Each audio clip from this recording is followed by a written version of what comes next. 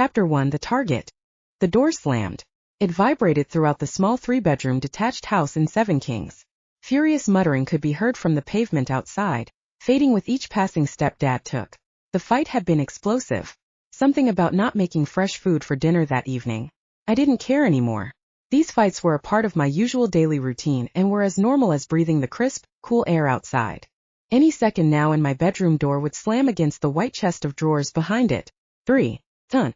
My bedroom door smashed into the furniture with a resounding bang. Are you happy now? Mama shrieked. My face remained buried in the thin pillow I had had for years. Nothing much changed in our house. We had the same furniture and pillows since I was born.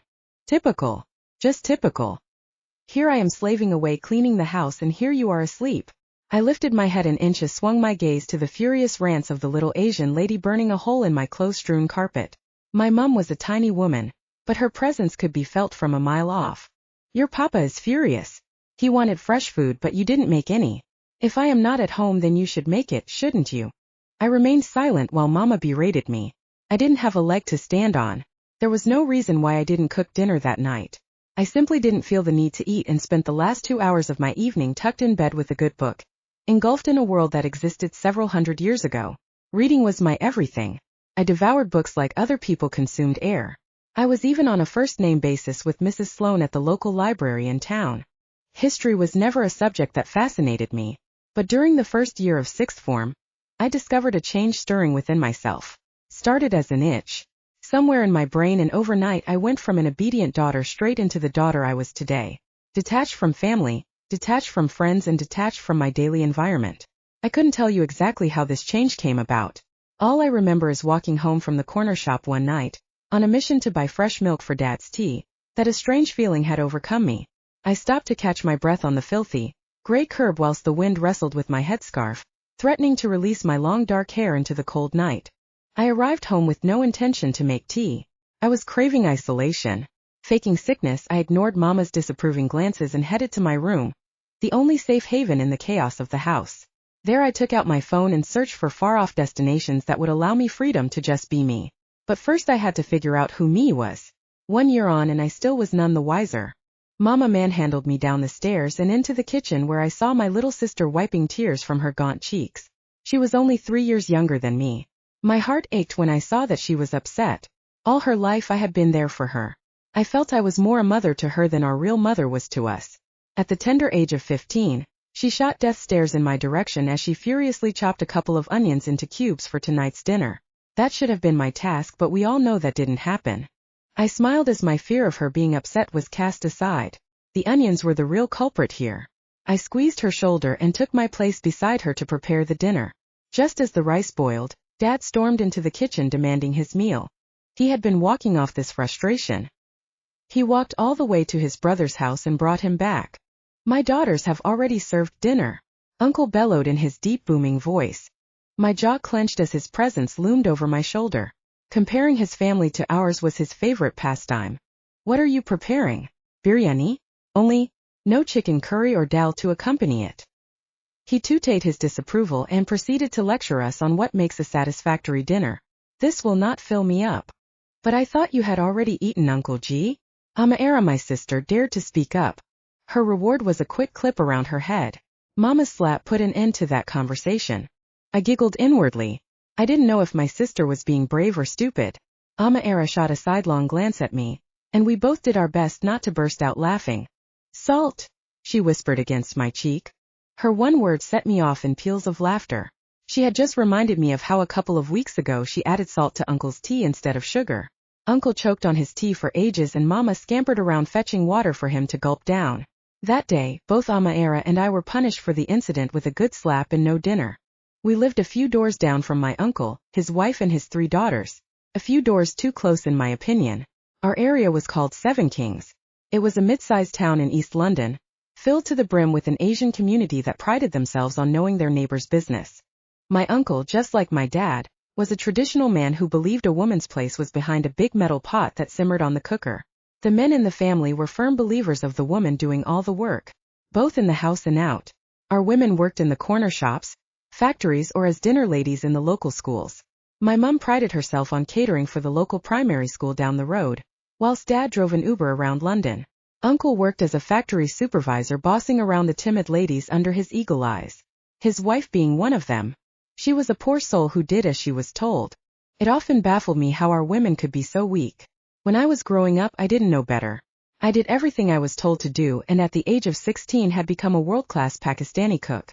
Shame no one was aware I could cook so well. Not even my own family appreciated the dishes I created. Dinner was served and Uncle was the first to dig in.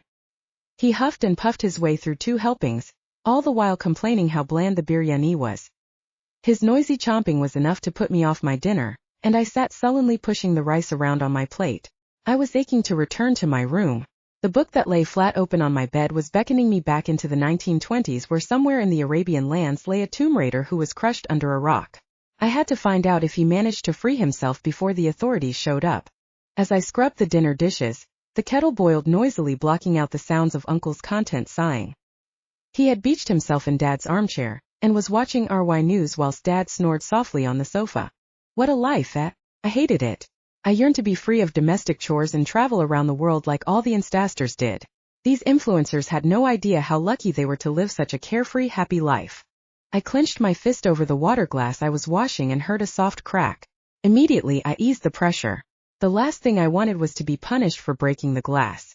Uncle would be the first to smack me one. It was just after 10:30 p.m. when Amira and I managed to escape to our rooms. This was my favorite part of the day. I locked the door behind me and grabbed my book off the bed, delving into the scene where I had left off. The tomb raider had a sacred jewel in his pocket. He had to retrieve it to free the love of his life from her captors. Little did I know at the point that the events of the next few days would lead me on a journey where I too would be fighting to free the love of my life from his captors. Chapter 2: The Invite. The hard slap that landed across my face sent me reeling against the banister of the stairs. I gasped as the impact caused my head to bounce off the wooden handrail. You will not leave this house. Do you understand? Mama's voice reached a pitch where only cats could hear. Mama!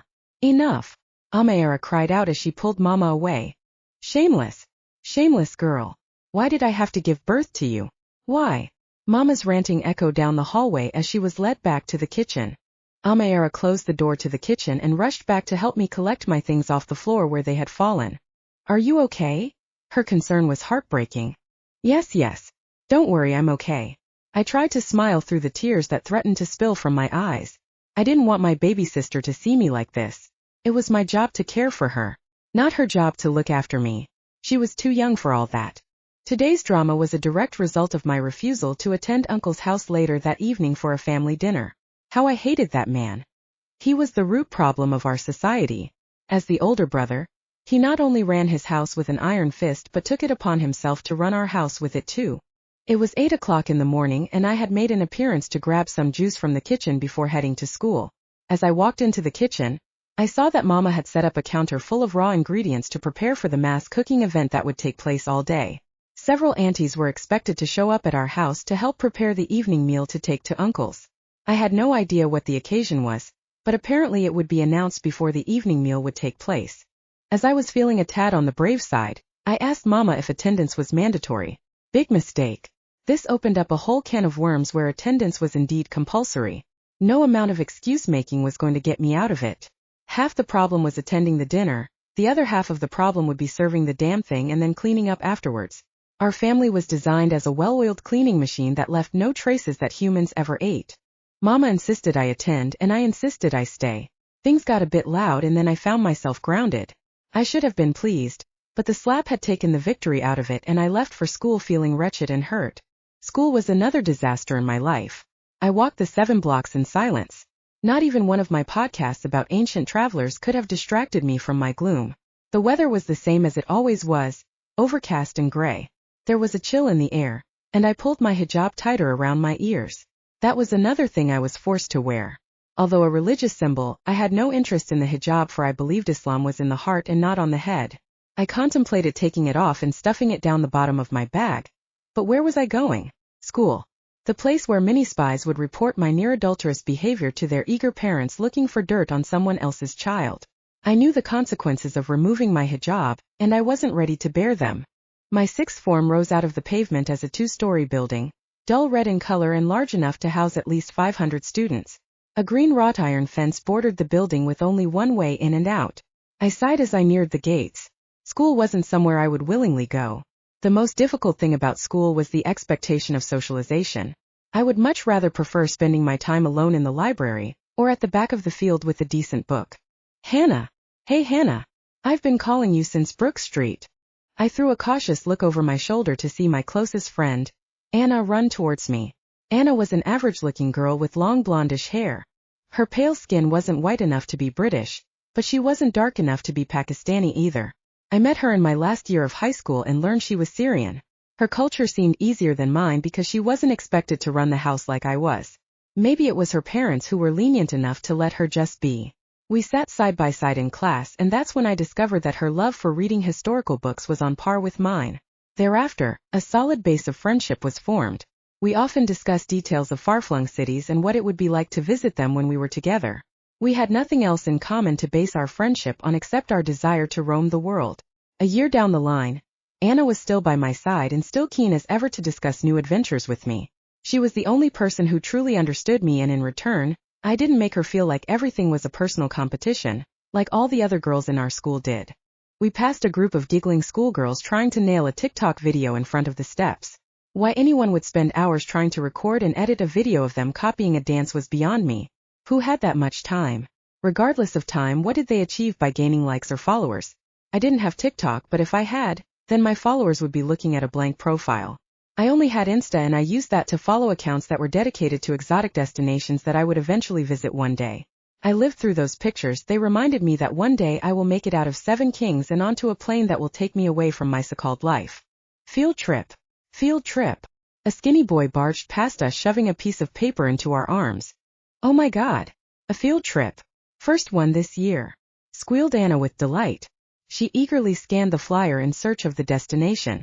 I looked down at my own flyer. I had never been on a field trip and wasn't about to start now. Firstly, my parents wouldn't sign the approval, and secondly, not much learning took place away from school. Students usually went for a laugh, to socialize and walk around without a chaperone. For them, it was probably better than sitting in classes all day, but for me, the last thing I wanted was to be crammed into a bus with these lot. The British Museum? Anna was incredulous. What's in there? A museum? The usual stuff. Old stuff. My mind whirred. The museum would be quiet. I would be able to find a quiet corner and be alone for a while. Maybe I could lose myself in a bit of history for a few hours. This might not be a bad trip after all. Do you want to go? Anna asked. I'm not sure. Are you going? Yeah, I'll go. Why not? Anna began planning the trip, but I only half listened. Trying to weigh up the pros and cons didn't take very long. The decision would be down to my dad. Would he allow me to go? There was only one way to find out. The rest of the day whizzed by in a blur of trying to keep my head down.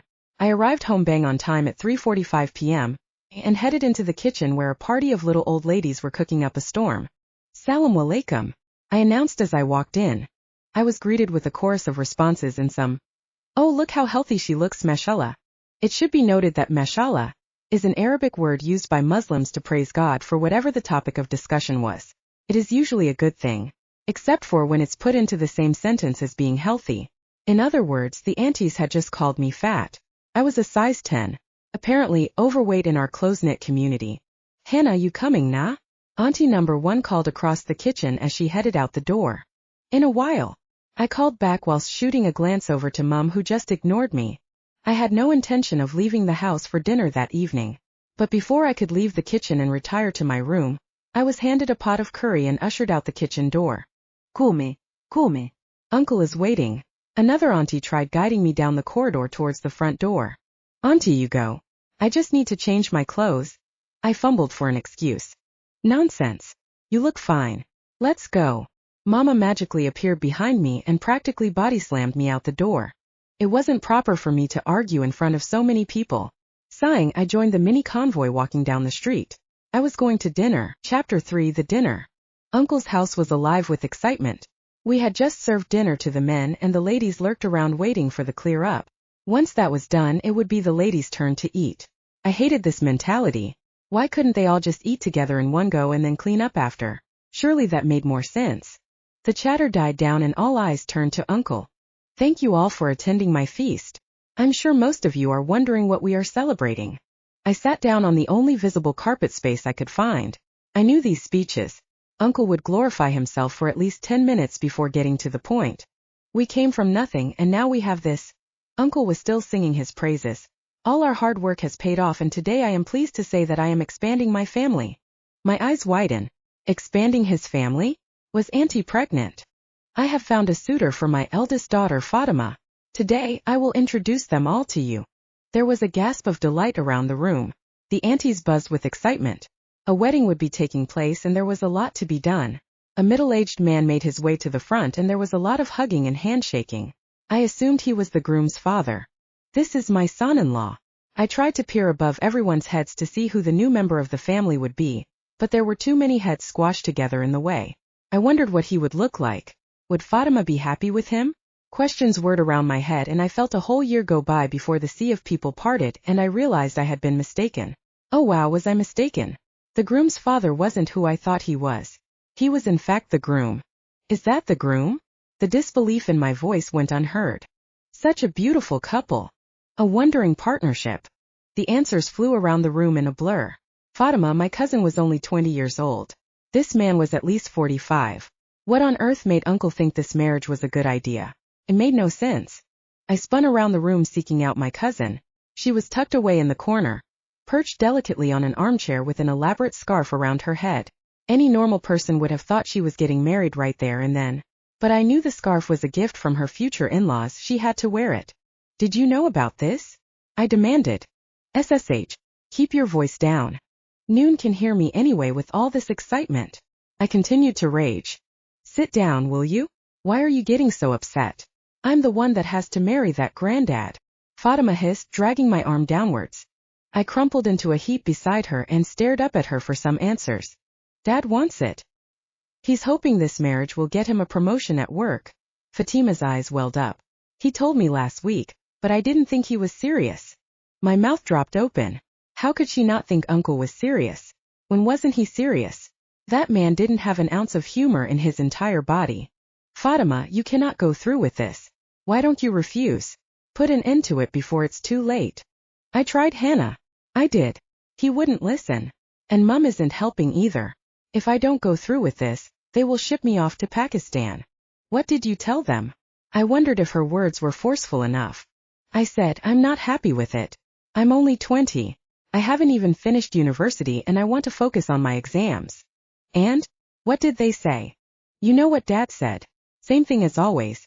I got married when I was 18. This is the way of our family. Blah blah blah. Her fingers squeezed the scarf she had interwoven between her tips.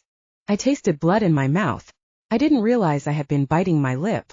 I was terrified. The implications of this marriage were huge. Today it's Fatma, tomorrow it will be me. I had to stop this marriage for the sake of myself and not just my cousin. I located Mama and pulled her into the laundry room that was attached to the kitchen. Mama, what is going on? I gestured towards the kitchen. How is this possible? Mama looked confused. He is 100 years older than her. Why is everyone so happy? I demanded. Hannah, the age gap is 25 years. What's the problem? There's 15 years between your dad and me. Even 15 years is too much. Mama, this is 2020, not the 60s. We live in England. This type of thinking isn't the right way for us. I was building up momentum when Mama's palm appeared before my face. SSH, I don't want to hear your white ways. You are a Muslim. What they do in England is not our business. Our traditions have worked for thousands of years. Marriages work. Just look how happy every married couple is here. I looked incredulous. Was she serious? Happy? Who's happy, Mama? Are you? Does Dad make you happy? What about Auntie? Is she happy? I spit it out, referring to the timid woman known as Uncle's wife. Mama's face went white. A sharp slap thundered across my face. Stay within your limits, Hannah. You don't know anything.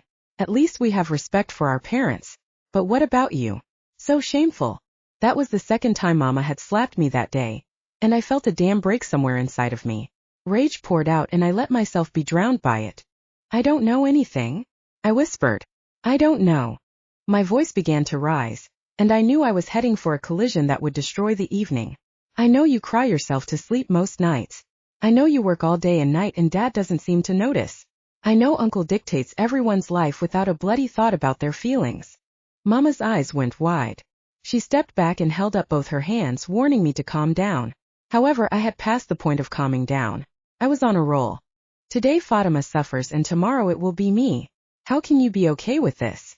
Hot, angry tears streamed down my face. I couldn't take it anymore. I threw open the door to the laundry room and stepped out into the kitchen. The silence that followed was deafening. The kitchen was full of aunties, silent and staring. They had been eavesdropping, eager for some drama to unfold.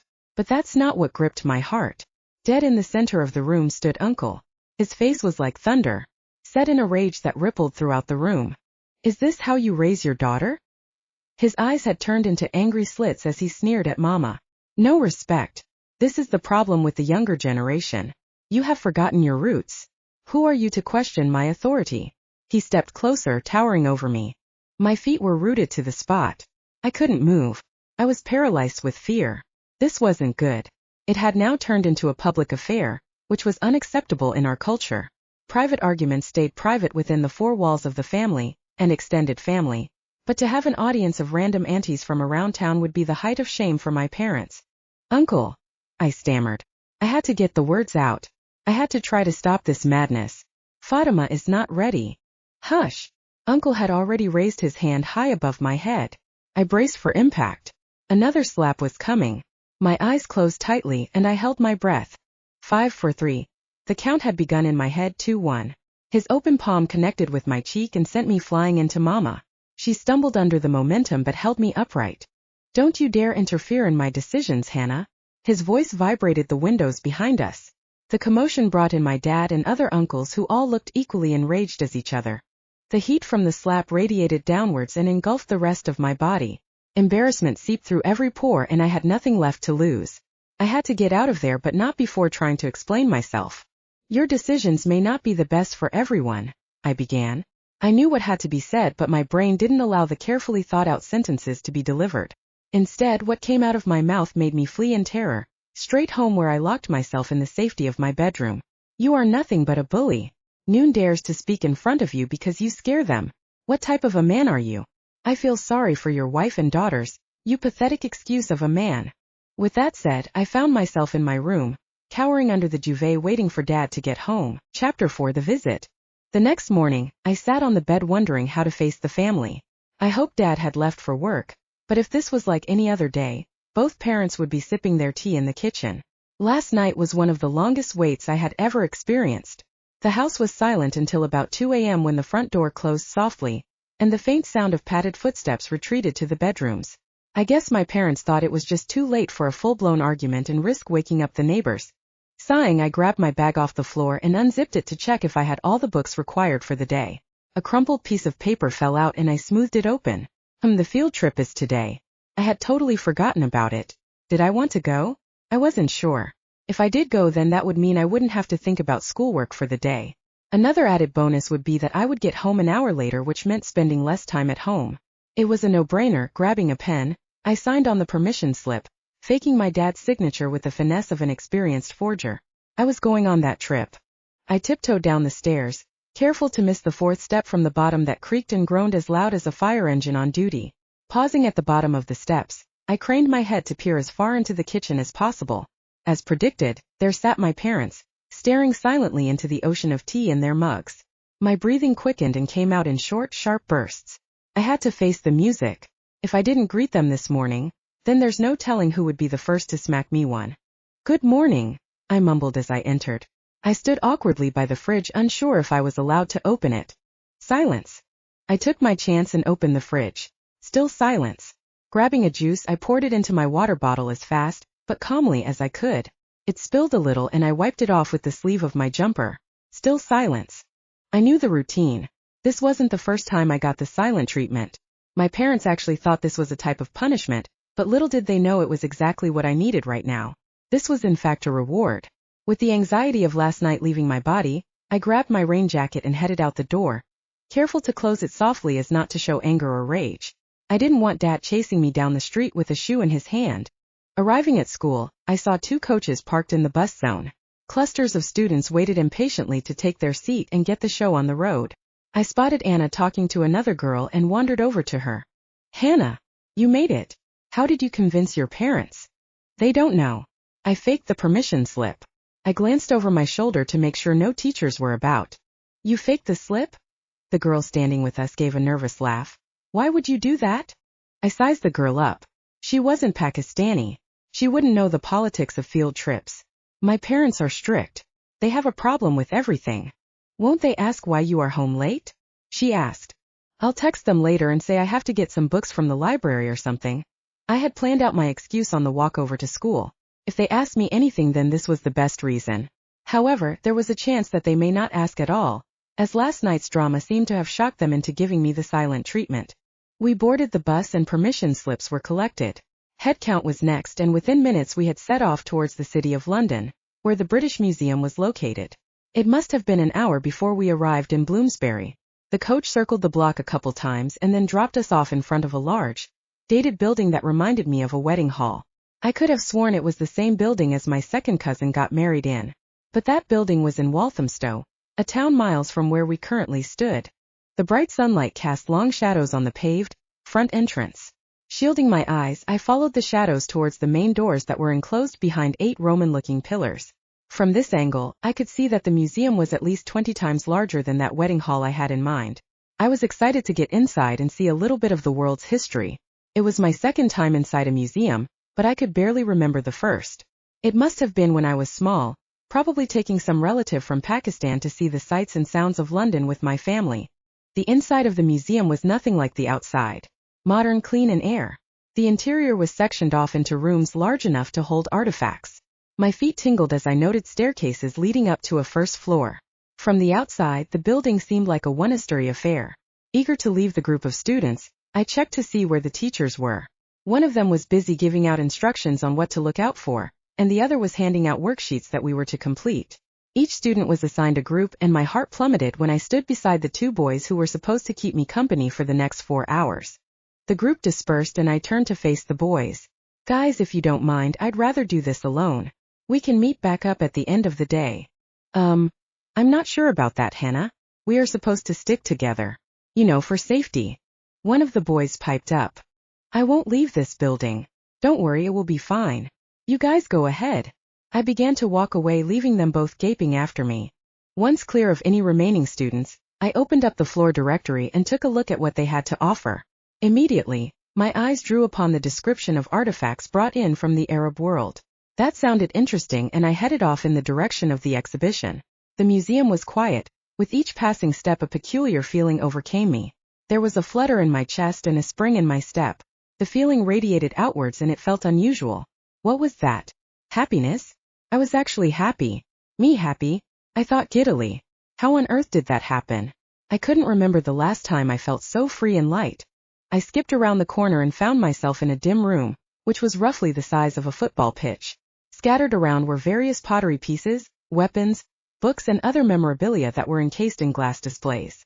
Upon further inspection, I saw that not all the pieces were that well protected. Some were within touching distance. I wandered around the room and paused at a large tapestry that illustrated several men on horses. A war was raging, bodies were strewn along the peaks and troughs of an Arabian desert. The painter had chosen neutral tones of beige and browns that were broken up by splashes of faded crimson that ran as blood. The description informed me that this painting was drawn by an artist simply known as Hashim, who had created this masterpiece over 500 years ago, when the First Great War raged against the unknowns. I looked back up at the painting. Who were the unknowns? I wondered. The war didn't have a visible opponent, and I made a mental note to look into what happened. To gain a different perspective, I took a few steps back to see if I could make out who the horsemen were battling against. No matter what angle I viewed it from, the answer was still unclear. My attention was diverted when I bumped into a low glass cabinet. Inside lay a bronze-colored sword with the most intricate detailing along its handle. It was stunning. The creator must have spent hours chiseling and filing the 14-inch weapon. I scanned the description and learned that I wasn't looking at a weapon as such. It was a gift an Iraqi princess from the 1700s had given her husband on their wedding night. It wasn't meant to be used for battle, but for display purposes only. I smiled as I romanticized their relationship, and tried to imagine what their wedding must have been like. "Excuse me, miss," a little boy called as he ran past me. Snapping out of the daydream, I stepped out of the way and continued around the room, fawning over the history of each piece. The shadows lengthened, but I didn't notice. Time crept away, but again I didn't notice. I was in heaven, floating in the peace and tranquility and surrounded by history. So oblivious was I, that I didn't even notice I had caught the attention of someone who watched every step I took with an interest that would consume. Chapter 5 Him. Vazar. My body tingled. It was waking up. Thousands of tiny pinpricks were working their way up and down my spine and legs. Just let me be, I begged. I wasn't in the mood to get up and experience the wretched world around me. I stretched my lean legs out and curled them back in again. Nothing could make me get up and peer outside. Then it hit me. The sweet odor that wafted past the tip of my nose. I inhaled deeply. My gray eyes grew wider in the dark interior that I slept in. What on earth was that? I asked myself. Like literally in all my time on earth I had never smelled something so fresh, comforting, something so safe. If that was even a suitable adjective to describe the emotion that gripped my soul. Summoning the last of my energy, I rose and glided towards the mouth of my prison. It opened into a bright space. I was still in the same room as I was a few days ago. Nothing new to see, I guess, but wait, where was the smell coming from? I poked my head outside to get a good look around. People milled around the displays, but nothing else was out of place. And then I saw her, all 5'5" of her, dressed in a black rain jacket and a pale pink hijab wrapped around her head. The fragrance that radiated from her was more potent than when I was asleep. Floating out of my slumber, I settled on top of the glass cabinet that imprisoned my home and watched with interest. She was beautiful. Pale peach skin, smooth and clear. Eyes that were wide as the ocean and lips that were plump as a ripe mango. I inhaled sharply as she turned around and squinted at me. Did she see me? Impossible. Noon had seen me for years. I had spent many decades surrounded by women, but never had I had the pleasure of experiencing such an immediate connection with anyone, let alone anyone I had just laid eyes upon. The vision before me wasn't like the female species from my kind. She was softer, more delicate. The sunlight seemed to bounce off her eyes, and almost made them the same shade as mine. The beauty began a slow walk towards me, her liquid eyes focused on mine. My heart began to thud erratically. She could see me. A pain exploded in my chest as I realized she was coming over to me. I slid off the cabinet ready to greet her. Hello, I croaked, trying my best to sound confident. She stepped past me and peered into the cabinet I had been perching on. Reading the inscription on the glass, she took the time to study the vase inside. The vase that was my home. She was so close I could have touched her. The thought excited me, and I willed myself to calm down. Hi. With the scent of her skin making me dizzy, I tried again, forcing my voice to come out stronger. The fact that I hadn't used my voice in years made it difficult for me. Miss? She ignored me. She couldn't see me. I felt as if a balloon had popped inside my chest. She was so close, but she couldn't see me. She couldn't hear me. I groaned silently. I was so out of practice. The years incarcerated had taken away my ability to act normal. I had forgotten how to interact with others. I let out a heavy sigh. It came out of my body with such force that it blew into her hijab. The fabric rippled with energy and the girl gasped, grabbing her scarf and turning around. I watched as she searched behind her for the culprit. The poor girl looked frightened and stepped away. She was leaving. I had to make myself known. I couldn't let her leave just like that. I couldn't let this relationship end before it had even begun. All I knew is that I had to get to know her. Summoning my inner energy, I willed my body to be visible. The only problem with that was I wasn't sure if it worked. I hadn't done this for a while now. Miss.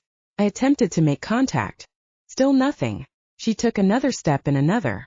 She was heading over the next display case. Panic rose inside me and I shouted, "Wait!" Their air stood still. She stopped. She had heard. I let out a whoop of joy. She had heard me. There was a chance after all. The girl's eyes darted around her, searching the source. She still couldn't see me. I tried again. Please wait. Give me a chance. Who's there? Her voice wobbled as her lower lip trembled. Can you see me? I asked, stepped forward, fighting the urge to taste her lips. Are you crazy? Am I crazy? What's going on? She whispered, clutching her coat around her. Her eyes may as well have been following a live tennis game. I can explain. Who was I kidding? How could I explain all this? A moment of silence passed between us. Her hunched shoulders began to relax as she thought she must have imagined it, and I fumbled for the words to explain. I must be crazy. She composed herself and straightened out her jacket. No, you're not crazy. Stammering, I stepped sideways to block her way, but she walked right through me. How I wished I could have held her. I was desperate to feel her small frame against me. Her pace was brisk as she headed for the door. In another 10 seconds she would have left the room completely, and there was nothing I could do to get her to stay. Stop. Please. Just stop, I begged, chasing her. Leave me alone. You're not real. I am real. Please just stop. I'll show you I'm real. Desperation was seeping out of my body and I summoned the will to turn my body into matter. Reaching out, I aimed to grab her shoulder, but I must have miscalculated and instead, I pushed her away. Her body propelled forward as she stumbled. What the? She shrieked as she stopped herself from hitting the ground. I'm sorry. I'm sorry. I didn't mean that. I meant to. To what? You meant to break my face on the floor? She whipped around to look through me. Please. I'm nervous. I'm out of practice. You're the first person I've spoken to in years. In years? Why? Were you in prison? She half joked. The silence between us was deafening. I wasn't in prison. I am in prison. Chapter 6, The Story. Vazar. I have been in prison for a long time now. My voice broke with regret. She noticed the crack of emotions and her features softened. Fine. Explain then. What's going on? She shook her head in disbelief. I took a deep breath. I'm Vazar. What do they call you? They call me Hannah, she smirked. They will soon call you crazy, miss. The little boy who had broken her daydream earlier made an appearance and stood staring at her with an amused expression. Hannah glared at him. I willed him to disappear. He must have picked up my vibe as he scampered away back to his parents. Hannah. The name rolled off my tongue with ease. Even her name was beautiful. Can you see me? Obviously not, she hissed, skirting a glance around. She didn't want anyone else to think she was talking to herself. Okay, I'll work on that. I promised, feeling relieved that we had started talking. What's going on? She pressed for answers. Where to begin? I didn't want to scare her, but if I wasn't straight now then she would leave. If she left, then life wouldn't be worth living. This is going to sound weird. You can't see me because your mind isn't open yet. Once you believe in me, then you will see me. Really? How can I believe in something I cannot see? You can hear me though, can't you? I hoped my logic would make sense. Just like you breathe in the air that you can't see. If you can't see it, it doesn't mean it's not there. Her narrow brows furrowed as she absorbed my words. So what are you? A ghost. I let out a laugh. This was always the case when I first introduced myself to mankind. They think I'm a ghost. A dead human who has come back to haunt them. No. I'm not a ghost. I'm a jinn. Do you know what that is? Her eyebrows shot up in surprise. Her lips trembled and she stepped back. Yes, it seemed she had heard of the jinn before. You're evil. Her velvet voice held an element of fear. No. My words came out harsher than I would have liked. No, I promise you I am not evil. That is a misconception. Are all humans evil? No. We're all different. Well then. So are we. How are you speaking to me? Her voice was low. We have the ability to interact with other species. Some of us choose to obey the rules of the jinn and some of us choose to break those rules. I'm breaking a rule here. Why me? Why break rules for me? I don't know. When you walked in here I could sense you. I felt you. I simply had to talk to you. Feel. I don't know what I feel. I pushed a hand through my hair in frustration. I couldn't reveal what an impact she had on me so soon into our first meeting. I didn't want her to think I was some kind of stalker either. This is insane. I must be dreaming. I have to go. Hannah began backing away from me. Please, I'm begging you. Don't go. I pleaded for her to give me a few more minutes. I cannot leave this room. Once you go, then I won't be able to see you again. Hannah stopped retreating. She was now a mere 3 meters from the door. Stay, I'll tell you everything you need to know. She was silent for a moment, lost in thought. Then she walked over to the side of the door where a couple of empty benches were, and sank down onto the hard wooden seat. Start from the beginning, she instructed. How did you get here? I took my place next to her and began my story. My mind drifted back. The years ticked away and I found myself back in 1820 when I was a young boy in my home country of Iraq. The war was raging, my kind were being forced into hiding and many of us captured and killed. My kind were not human. We don't belong in this world anymore. My kind was jinn, crafted from fire. We were one of the entities created to stand alongside man, who were made of clay, and angels, who were made of light. Wait, you said humans are made from clay, and you from fire. It was obvious she thought I was making this up. It says so in the Quran. I'm guessing from your hijab that you are Muslim, right? Yes, but I don't remember learning about this at the mosque. She frowned, thinking hard. They won't teach you anything about us. Let me continue and you will see why, I said. She nodded and my story moved forward. We learnt about the war at school. It had been a long drawn-out affair that came and went as the seasons did. Each war lasted a few months and then peace was restored until a new generation of humans emerged and started the vicious cycle again. Jinkind were almost immortal. We aged slowly with an average lifespan of 5,000 years. That was one of the reasons why humans hated us. 5,000 years? Hannah's mouth fell open. How old are you? Me? I'm around 200 years old. What about you? 18. Her answer was blunt, but it went unnoticed by me. Her age didn't matter. What was a few years difference when we were not even the same species? Our history teacher told us that ever since the start of time we shared worlds with the humans, free to come and go using portals that existed in particular natural geographical sites. The location of these portals was learned from each aging generation and interaction between all three species was amicable. There's a portal? Her excitement began to show. Where? There's a few around. The closest one would be in Dorset. Do you know where that is? She shook her head. Somewhere down south maybe? Good guess. Yes, it's on the southern coast towards France. There's a rock formation shaped like an arch. Oh wait, I think I've heard of it. It's called Dirtle Door or something.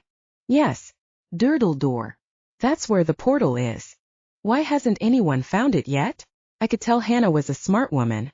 Because you can't just see it. It's not like a door that you open and go through. There is a particular way to access it. What's the way?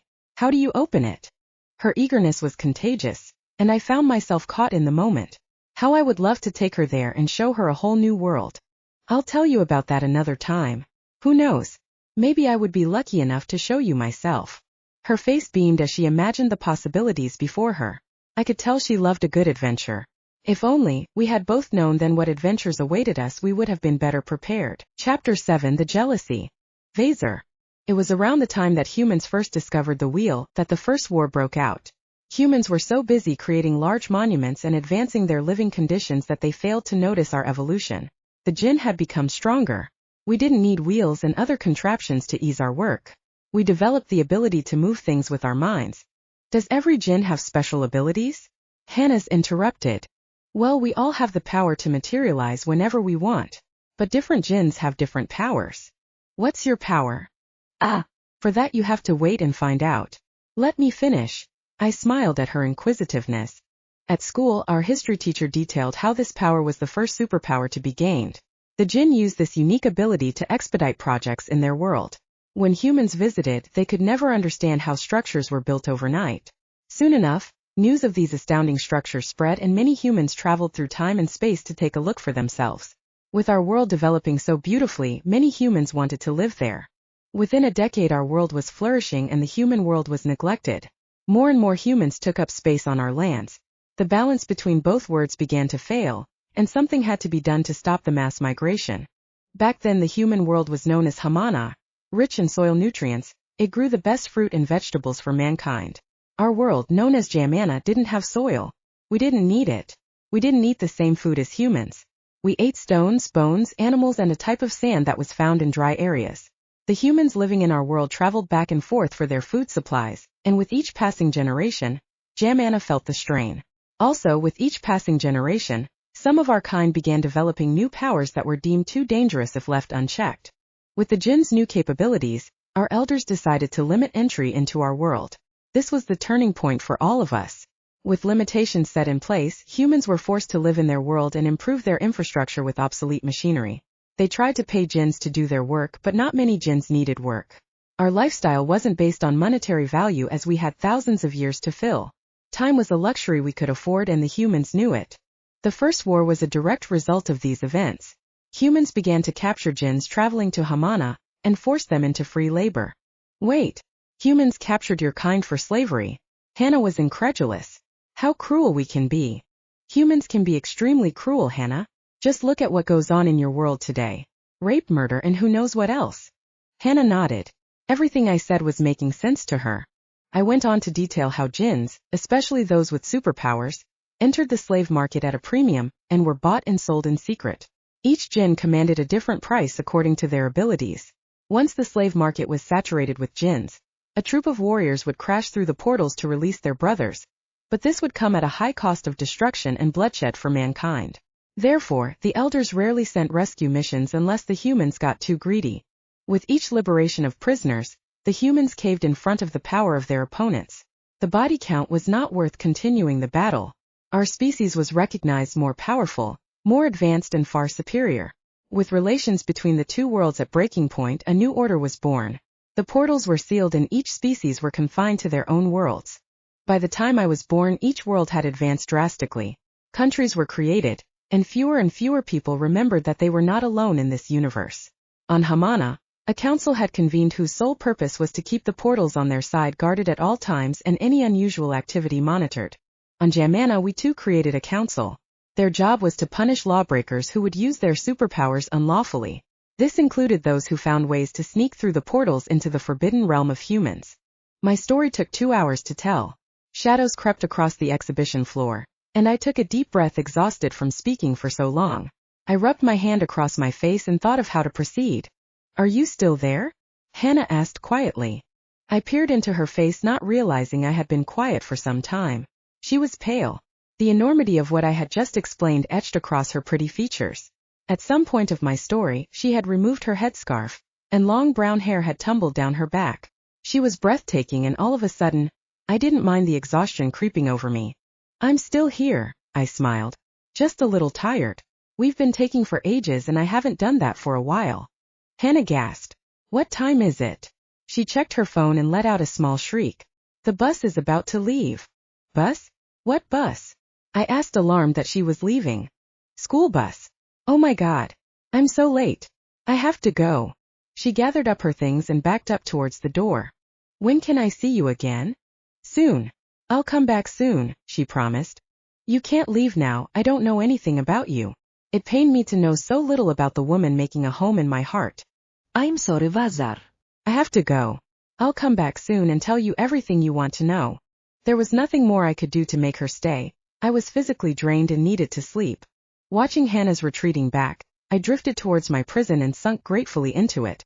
Darkness closed around me and I slept a deep sleep that I hadn't experienced since my incarceration began.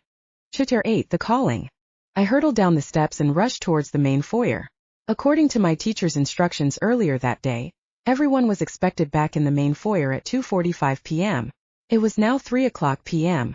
My stomach grumbled from hunger, and I had no choice but to suppress the feeling. I didn't get a chance to eat lunch earlier, and I certainly didn't have a chance to eat something now. The day had sped by with the speed of a Formula One driver. 1 minute I was leisurely strolling through the building, and the next minute I was talking to a ghost. Sorry, not a ghost. A jinn. Skidding into the meeting area, I paused to catch my breath. My classmates were nowhere to be seen. My teachers weren't there either. They must have gone out to the bus. I sprinted out, hoping they hadn't left me behind. If they had, then it would take me another 2 hours to make my way home via the underground. My heart was racing in fear. I was going to be in so much trouble with both the school and my parents. Thankfully, in the distance, I spotted the silver coach that had brought us here in the morning and ran towards it. My teacher was waiting outside, anxiously peering into her mobile phone. "Hannah, there you are. We have been calling you." "I'm sorry." I lost track of time. I could have died of embarrassment. I boarded the bus to a chorus of jeering. My classmates ridiculed me, and their calls followed me to my seat. "Where the hell were you?" Anna's voice was high-pitched. I forgot to check the time. I was at the far end of the building. A long walk. I fumbled for an excuse. There was no way I was going to tell her what had just happened to me. I got so worried. "I was calling you." I checked my phone. 9 missed calls. How I hadn't seen them earlier was beyond me. I didn't even hear my phone ring. Vazar's story had enthralled me. I had heard of the jinn many times throughout my childhood. Our religion mentioned it in the Quran. However, it was difficult for me to believe that they actually existed. It was one thing to believe blindly on faith, but to actually experience it in person was a totally different ballgame. Oblivious to my silence, Anna chattered about her day. She had taken around 300 or so pictures and wanted to know which one was best for her Instagram. I couldn't care less about her Instagram. I needed her to shut up so I could think in peace. I wasn't sure how I could get her to be quiet without sounding rude. So I ummed and awed at her pictures all the way home. Sometime later we were dropped off at school and I finally found some time to think on the walk home. By now, a fair bit of time had passed since my encounter with Vazar. I was walking along a bright street in broad daylight, and the very notion of it all seemed ridiculous. By the time I reached home, I had convinced myself I had imagined it all and let myself in the front door. There stood my parents glaring at me. "Where were you?" my dad demanded. In all the drama of the day, I had forgotten to text them to let them know I would be over an hour late from school. Shit. Just what I need. My tongue was tied in fear and my mind went blank. None of the excuses I had thought of this morning wanted to appear. "We called the school. You didn't tell us there was a field trip planned." Mama wagged her finger at me. I forgot. I only remembered when I arrived at school. Shrugging out of my jacket, I turned away from them so they couldn't see the lie in my eyes. "You know you are not allowed to go on any trip without our permission," Mama continued. "Mama, it was to a museum. It was very safe. We were with the teacher the whole time." I tried to soften the situation. "You will not disobey us, Hannah." "Tundered, Mama. Now, you will be making the decisions of this household? What are here for then?" "It was an educational trip. I wasn't out partying," I retorted. "You are out of control, young lady." Mama's voice rose a few more octaves as she turned to speak to her husband. "Let's send her to your sister in Lahore." My heart skipped a beat at her words. There was no way I would leave this country. I would rather die than be shipped out to live in a village. "Get out of my sight. I don't want to see you." Mama shoved past me and retired to the lounge. Dad tooted at me and followed suit. I was left alone at the bottom of the stairs, trembling at their threat. Pust. I looked up and saw Amira hanging over the upstairs banister. "Come here." Gladly, I went upstairs to greet her. "Where did you go?" A wave of relief washed over me. I sagged against her and shook my head. "You wouldn't believe me even if I told you." She dragged me into her bedroom and shut the door. "Try me. First, will you go get me something to eat? I'm starving." My stomach had been complaining all the way home from school. Amira disappeared out of the room. Laying down on her cool white pillow, I closed my eyes and thought of my afternoon. His voice still resonated in my mind, clear as glass. I remembered every word he said. I remembered the way he accidentally pushed me forward, and my hand went up to touch the same shit he touched. I could still feel it. He was real, wasn't he? I swayed between the two mindsets and decided it was best to tell Amira and get her opinion. When she returned with a plate full of chicken curry and naan bread, I relayed my entire adventure. Her face illustrated every emotion known to mankind. By the time I was done, my lunch had digested, and it grew dark outside. Amira was incredulous. "So you didn't see him?" she pressed. "No." "You heard his voice? Are you sure you weren't imagining it?" "No. I wasn't hallucinating. I'm pretty sure it happened." I touched my shoulder again. "Oh honey, I think you're just too stressed out. Maybe you imagined it all? Last night was pretty stressful on you. I think you need to rest and have a good night's sleep." With that said, we both fell silent. My head was heavy from the day and dinner time was fast approaching. We were expected to be downstairs shortly to start preparations. I rested my eyes and felt a twinge in my heart. It felt as though a heartburn was coming on. Maybe I ate my lunch too fast. The uncomfortable burn stayed with me all evening throughout dinner, and right through serving the late evening cup of tea. By the time we all retired to our rooms, the pain had intensified and gripped my chest like a vice. There was no ignoring it now. I swallowed a couple of Rennie and settled into bed. His story replayed itself in my head. Jinns, portals, and war. It was a lot to take in. It wasn't just his story that was causing me anxiety, it was him. His smooth voice, the way he listened and patiently answered my questions. I reveled in the way I had his full undivided attention. A warm glow heated my chest. Made me feel special, and that feeling of being valued trumped the feeling of uncertainty about our meeting. I asked myself the question again, was it real? Did it actually happen? Was I imagining it all? Later that night, I still had no definite answers. Amira clearly thought I was making it all up. She thought it was something I had created in my mind as a means of escapism from the family drama. I didn't know if she was right or wrong, and I tossed and turned. Sleep eluded me. I kept hearing his voice whispering my name. In my state of anguish, I knew now that the heartburn keeping me awake wasn't a minor health ailment. It was him. He was calling. Chapter 9. The Confirmation. The sun shone through the thin curtains and woke me from a nightmare of sorts. I dreamt I was trapped in a world where horses and snakes chased me through sandy dunes. It made no sense and seemed foolish in the cold light of day. As I made my way to school, it almost felt like a normal day. The ache in my chest had subsided. It now resounded in my head. His presence had taken root somewhere in my mind, and he beckoned for me to come visit again. Amira had asked how I was this morning over breakfast, and I gave her a weak smile indicating I was fine and promptly left for school so she couldn't pry anymore. The truth was that I wasn't fine. I had to get confirmation of the encounter, and there was only one way to do it. I had to go back. I had to make sure he was really there, because if he wasn't, then I had some serious mental health issues. Before I could change my mind, I crossed the road and headed for the bus stop that would take me to the railway station. I was going into London. On the tube, the heat of the underground forced me to remove my hijab. Absent-mindedly, I found myself running my fingers through my hair in an effort to brush the tangles out. It was only when we went careening through a short tunnel that my reflection revealed I looked like a mess. A moment of panic flitted across my face. I couldn't meet Vazar in this state. I decided to take out my hairbrush to add a bit of volume to the roots. Why I was fussing over my appearance for an invisible being who may or may not be living in my head was not something I wanted to give much thought to. But seeing as I was sorting my hair out, I might as well go all the way and touch up my makeup. There was no denying it. I wanted to look my best. The train thundered into another dark tunnel, and my reflection appeared for a tad longer in the acrylic window opposite. I was pleased to see the usual girl who looked back at me had been replaced with a vibrant, young woman whose cheeks were alight with a glowing deep blush. Her eyes sparkled with excitement, and a thrill of pleasure rippled through me knowing that that was what I looked like. I knew it was ridiculous. I didn't even know what he looked like, and sure as hell didn't know if he had feelings for me in that way. I sighed. All this unknowing was giving me a headache.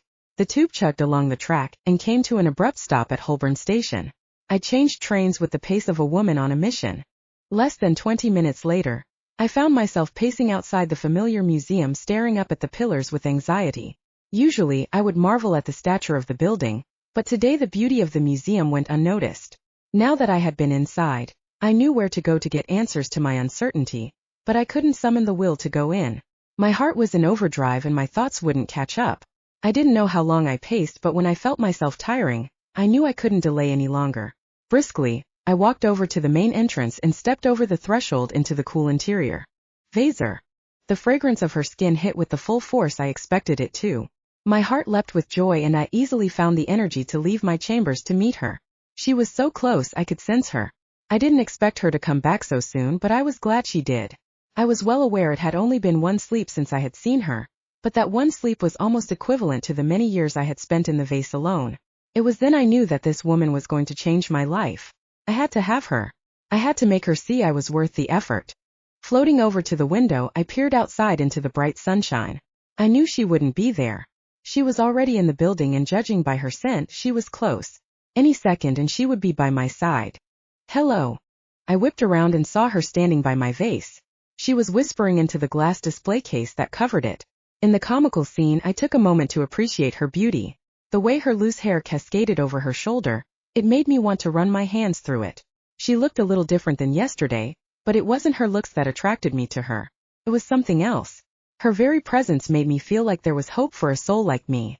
Are you there? I could sense disappointment creeping into her voice, and I didn't want to be the cause her pain. Gliding over, I paused by her side. I lowered myself to the ground and took note of her height. She was standing tall at 5 feet and 6 inches. A good 6 inches shorter than I was. You came back. I spoke softly in order not to frighten her. She gasped. It sounded more like relief than fright.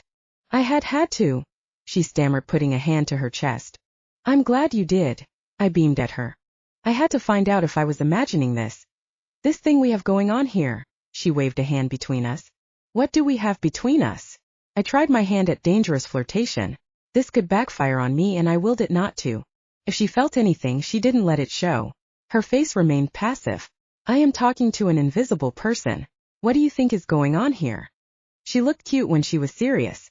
It tickled my heart to learn her facial expressions. Shall we take a seat? I gestured to the bench by the door, and immediately remembered she couldn't see me. I guess so. I'd prefer to sit outside. I'm afraid I can't go that far.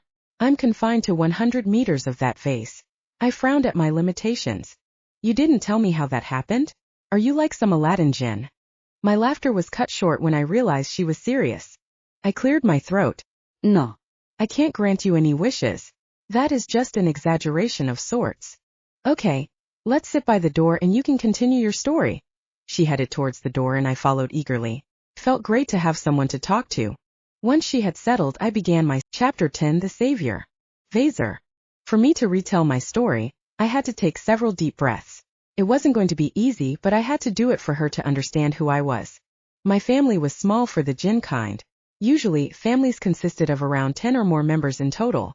However, my father, a highly educated lecturer at the only teaching institute in our realm, believed that taking care of his family properly would require fewer members so each person would benefit from his attention equally. If a family had more members, then it would be difficult to take care of everyone's individual needs. My father played a large part in shaping the person I was today. He was a well-traveled soul, who spent decades coexisting with humans. His teachings taught me that coexisting was possible, just like we had been doing since the beginning of time in peace and tranquility. My father was well respected, and one of the handful of jinns who had the passport to enter Humana, now known as Earth, with the authority of the elders. His peaceful mindset gathered information on how the humans were progressing, and used the knowledge to educate his students in dealing with different species. My father was somewhat of an expert on human behavior. My adventurous side must have been inherited from him, as I grew into a young lad who was eager to travel. I had already roamed more than 70% of my world and had got bored with it. My troubles began when I started sneaking out of Humana and following Dad through the portals to roam the human world freely. I had been successful in my visits without getting caught. With my trips getting more and more frequent, my absence was noticed by my tutors who reported my behavior to my dad. Pretty soon, certain officials got wind of my truancy from class and were instructed to keep an eye on me. I explained to Hannah that it was around 120 years ago, on one of my trips to Humana, that I learned humans' educational classes for knowledge were vastly different from the system we had set up on Humana. Humans studied using books, pen and paper, and we studied through hands-on experience. The classes I had been missing were actual field trips to certain places to practice the problem-solving that our tutors had created for us. The only problem was I was done with practicing for problems. I wanted to sort them out for real, and where better to find a boatload of problems than in the human world? To gain this real-life experience, I had escaped to a city called New York. It was a cold city that was thriving with the beginnings of the modern-day world. I sat on a fire escape keenly watching people as they went about their business. The building opposite me was warm with the glow of dinner in the oven. The smells wafted from their windows over to me, and I was half tempted to take a bite of their food to see what it would taste like. One story below me, a young lady was exiting out of the side door of a cafe from the building opposite.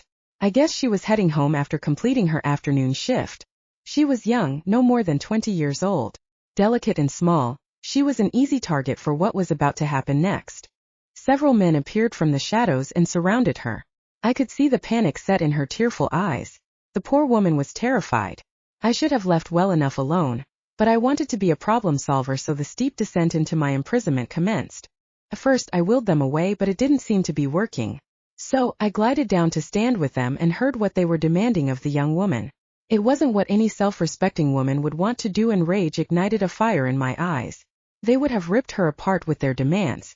She was crying and whimpering, begging them to let her go. I could feel my eyes heat up with the beginnings of a rage that would annihilate anyone in my path. My breathing shallowed and I recalled the techniques we were taught at school to contain our powers. By the time I had calmed down, two of the men had grabbed hold of the woman and pushed her up against the wall. I didn't have much time and willed myself to materialize silently before them. "Hey, where did you come from?" one of the men shouted. "Step away." My voice was full of menace. "You step away. This is not your business. Get out of here before." "Before what?" I threatened as I revealed the fire burning in my eyes. The men stepped back in horror. I turned up the pressure and revealed my fangs, long and sharp. "What are you?" another man shrieked, backing away. "You don't want to know. Leave now or I won't be held responsible." I stepped backwards, allowing the men to retreat. The two men who held the woman stood fast. They must have been the leaders of the pack. "Last chance," I growled. The woman began shrieking hysterically. I noticed a steel blade against her delicate throat. The poor woman was in danger of having her life taken away from her. She was only young, maybe with family who would miss her terribly. I couldn't let that happen. I couldn't allow for this evil to continue. In one swift motion I grabbed the blade and twisted it back, snapping the man's wrist in a clean break. He howled in pain. His friend let go of the woman and lunged at me. Quick as a flash my body stepped sideways and I threw him into the wall. There he crumpled into a heap, bleeding from his head. By then, all but one of his friends vanished. Another knife appeared and slashed the air, aiming for my chest. My reflexes kicked in and I lifted the man clean off the ground with one hand at his throat. He dropped the knife. I should have let go, but my senses had left me and I squeezed with force. How dare these men think they can take whatever they want? Had they no respect? Women were precious. Without them, none of us would be here, and they deserved nothing but protection and love from those of us willing to give. With the rage still consuming me, it was only seconds later that I felt the man's soul leave his body. Slowly, I let go and his body crumpled at my feet. My breathing deepened as I gulped in large amounts of air. The woman began screaming again and I knew it was time for me to leave. I turned my bright orange eyes in her direction and silenced her. Don't tell anyone you saw me, do you understand? She nodded and gulped in big, heaving breaths of air. Thank you, she stammered. It's okay. I retracted my fangs and did my best to compose myself. If you weren't here.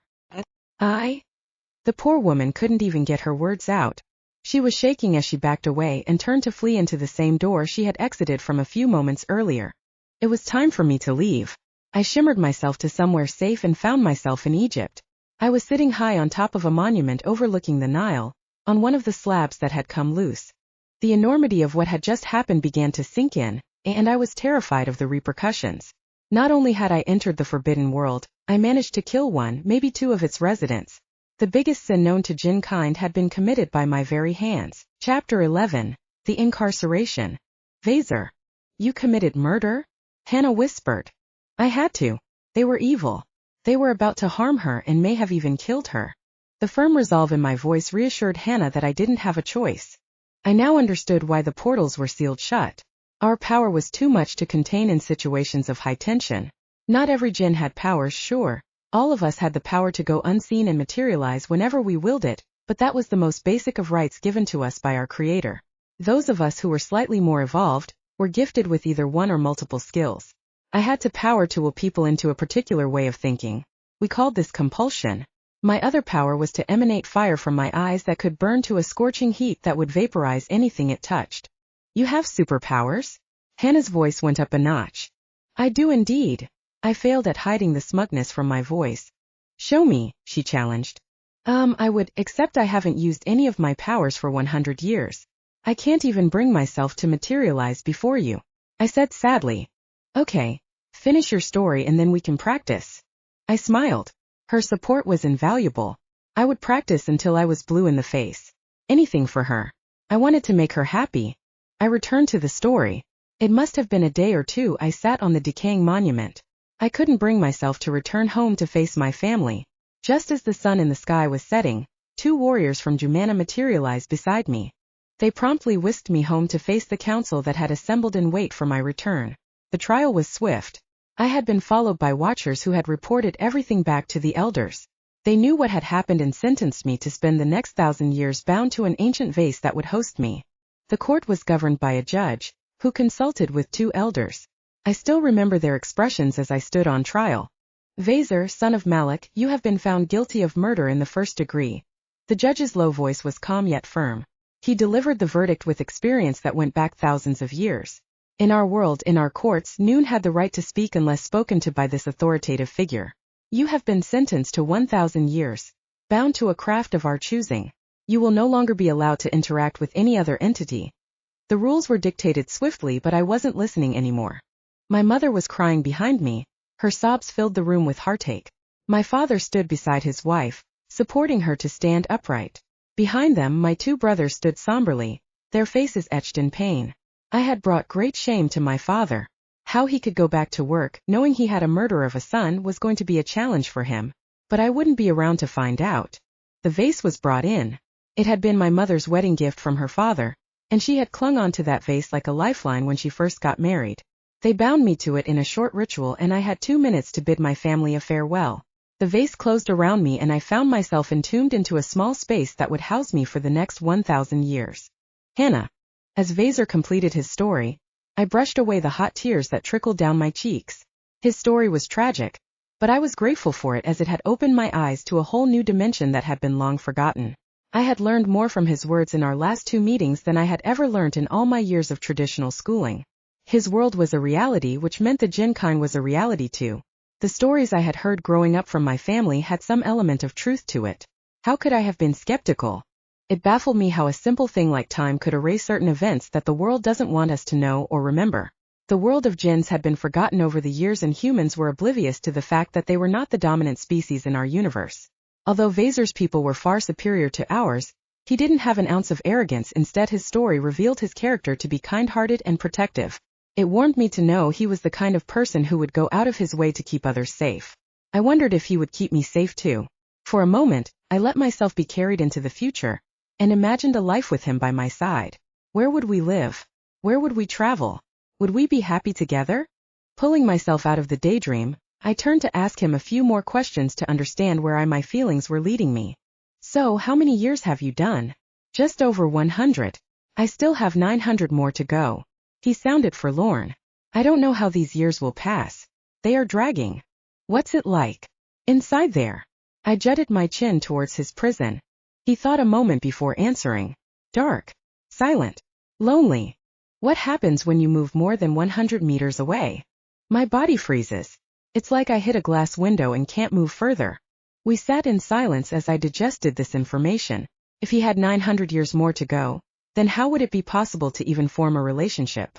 How would we meet up and share experiences together?